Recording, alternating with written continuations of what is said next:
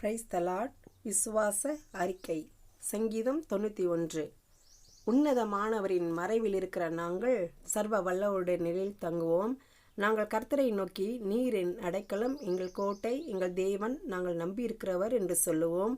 அவர் எங்களை வேணுடைய கண்ணிக்கும் பாழாக்கும் கொள்ளைநோய்க்கு தப்புவிப்பார்.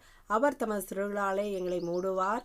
அவர் செட்டையின் கீழே நாங்கள் அடைக்கலம் புகுவோம். அவருடைய சத்தியம் எங்களுக்கு பரிசையும் கேடகம் ஆகும்.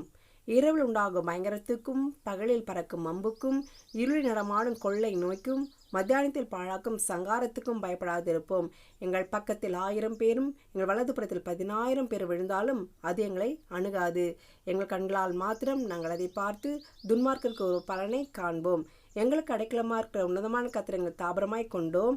ஆகையால் பொல்லாப்பு எங்களுக்கு நேரிடாது, வாதையின் கூடாரத்தை அணுகாது.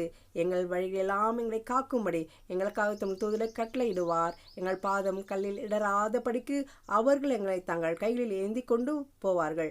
சிங்கத்தின் மேலும் விரியன் பாம்பின் மேலும் நாங்கள் நடந்து பால சிங்கத்தையும் வலுசர்வத்தை மிதித்து போடும்.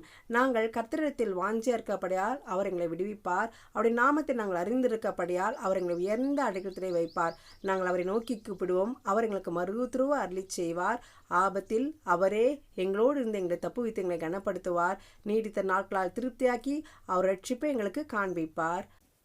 இந்த விசுவாச அறிக்கையை ஏறெடுக்கிற ஒவ்வொரு தேவ பிள்ளைகளையும் கர்த்தர் தாமே தம்முடைய சிறகுகளிலே மூடி மறைத்து பாதுகாத்து வழிநடத்துவாராக. ஆமென்.